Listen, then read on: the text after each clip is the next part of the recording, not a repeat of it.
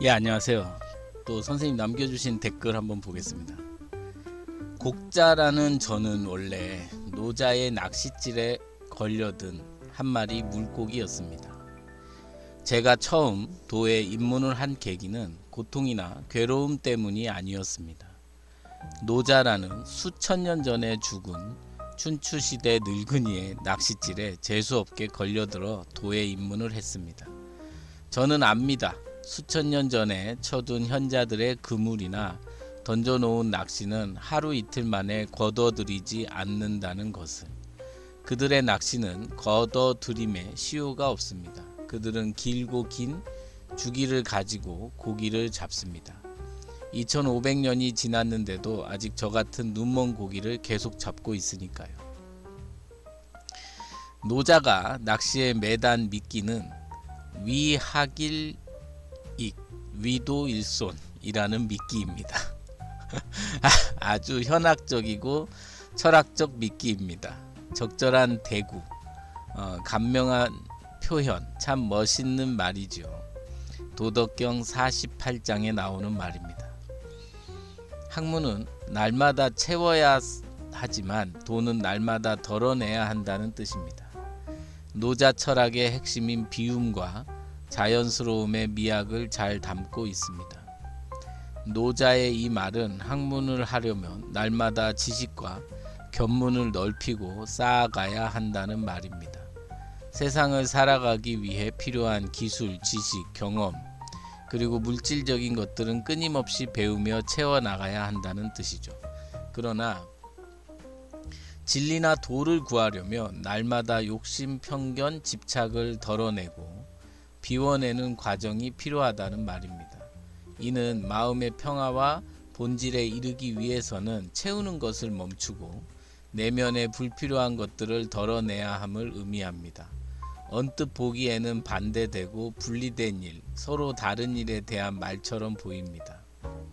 이어서 이 문장 뒤에는 진짜 저를 흔든 말이 더 있습니다. 덜어내고 또 덜어내요. 마침내 인위적인 조작이 없는 무의의 경지에 이르면 이루지 못할 것이 없다는 구절입니다. 왠지 낚싯질 당할 만 할 것 같은데요. 즉 지식을 쌓아 세상에 대처하는 것도 중요하지만 궁극적인 삶의 지혜는 비움과 내려놓음에서 나온다는 의미입니다. 저는 눈을 뜨기 전까지는 학문에 대한 말과 도에 대한 말이 서로 다른 일에 대한 말인 줄 알고 있었지요. 그런데 눈을 제대로 뜨고 나니 한 몸의 말이라는 걸 깨달았죠. 반대도 아니고 모순도 아니라는 걸 말입니다. 학문에 대한 앞말은 세상살이에 대한 말이고 도에 대한 말은 마음가짐에 대한 말이라는 걸 말입니다. 세상에 나온 노자 해설서를 다 뒤졌지만 이러한 해석은 없었습니다. 결국 선에 스스로 눈뜬 후에야 비로소 깨달았던 상황입니다. 이런 말이었다는 것을요. 세상을 살아가려면 날마다 배우며 꾸준히 좋은 지식으로 채워야 한다. 그렇지만 세상을 살아가는 자세는 날마다 마음을 비우고 날마다 마음을 비우고 살아야 한다. 즉 금강경의 응무소주 이생기심, 마땅히 집착하는 마음 없이 투명하고 청정하고 텅 빈 마음으로 만사를 대하라는 말과 같은 말이었음을.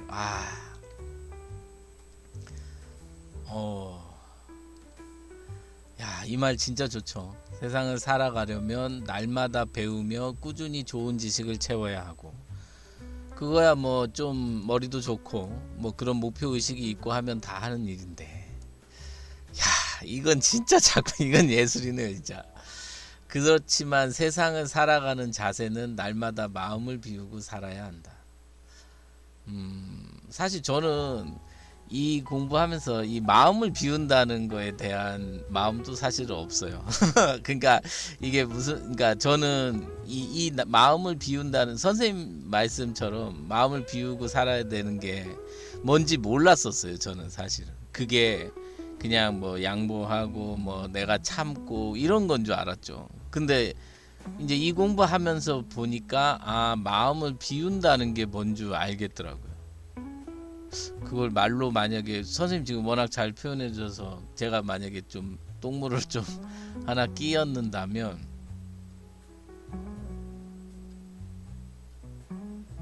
그 내가 뭔가를 하고 싶다는 건 다 욕심이라는 생각이 들어서 이 마음을 비우고 뭐 양보하고 참고 이런 것도 참 주제 파악 못하는 행동이구나 라는 생각을 많이 했어요. 왜냐면 내가 뭔데 그걸, 그러니까 어차피 내 것이 아닌 걸 가지고 내가 놓는다는 생각을 하게 됐던 것 같아요. 그러니까 이게 원래 내 거였으면 내가 놓겠는데 원래 아니었던 거를 자기 거라고 생각하고 있었다는 어리석음이, 제가 아, 이런 걸 가지고 마음을 놓는다고 말하는구나 라고 저는 그렇게 생각을 했던 것 같아요. 처음엔 뭐가 뭔지 몰랐죠. 마음은 그냥 참고 뭐 양보하고 뭐 이런 건 줄 알았죠. 시간에 맡기고. 근데 딱 정신이 번쩍 드는 순간이 저에게는 어차피 내게 아니었는데 이걸 뭘 내가 비워, 뭐 이런 생각, 이런 느낌이 좀 있었던 것 같습니다. 아, 오늘 저녁에 사실 아이들 가르치고 그냥 요즘은 좀 이제 시대가 많이 변해서 예전처럼 뭘 자기가 알아서 하는 부분은 끝까지 보다는 이제 끝까지 막 챙겨줘야 될 부분이 되게 많거든요. 사실 근데 저도 꼰대기질이 있어가지고 아, 이거를 내가 이것까지 해줘야 돼 이런 생각이 들 때가 많아요. 그래서 이제 좀 화도 날 때도 있고 뭐 그런 것 같은데, 그냥 안 했던 거니까 한번 해보자. 그리고 안 한 거니까 좀 불편하긴 해도 그래도 또 이 안 한 걸 해야지 또 좀 변화라는 것도 있는 거니까 뭐 그 정도 생각하고 있습니다.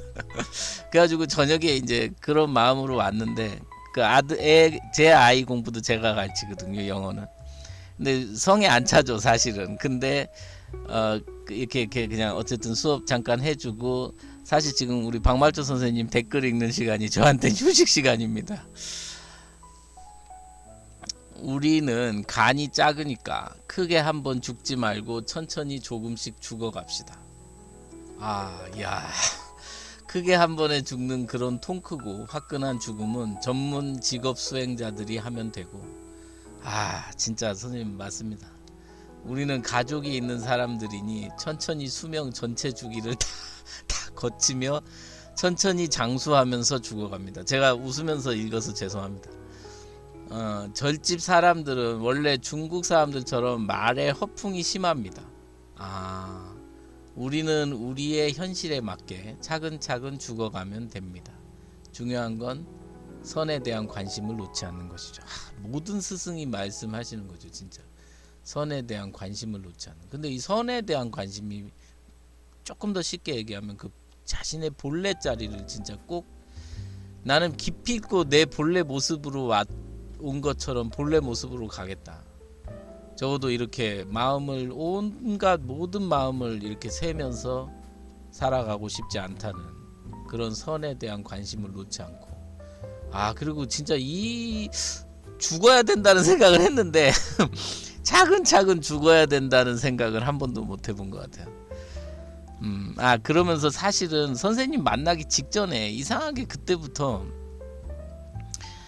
그래, 나를 위하는 마음으로 이렇게 살면 끝까지 내가 이 공부를 못하겠구나라는 생각을 했었어요, 되게. 그러니까 나를 제일 세상의 중심에 두고, 그러니까 그러니까 나라는 이 개체적 자아를 중심에 두고는 도저히 공부를 헤쳐나갈 수 없겠다는 생각이 들었어요. 그때부터 자꾸 했던 얘기가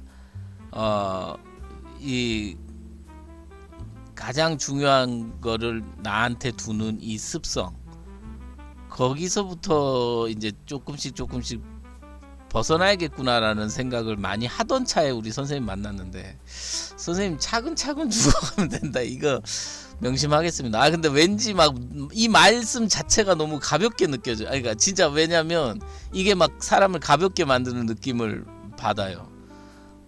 그렇죠. 하나하나 해가면 되죠. 하나하나 죽어가죠 뭐.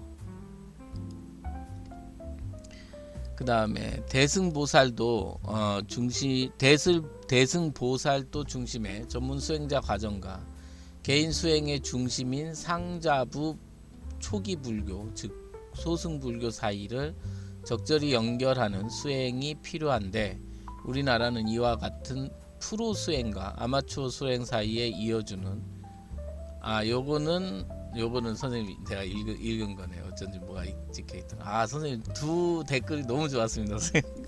저한테 너무 좋았는데 여러분들한테 어떤지 모르겠습니다. 감사합니다.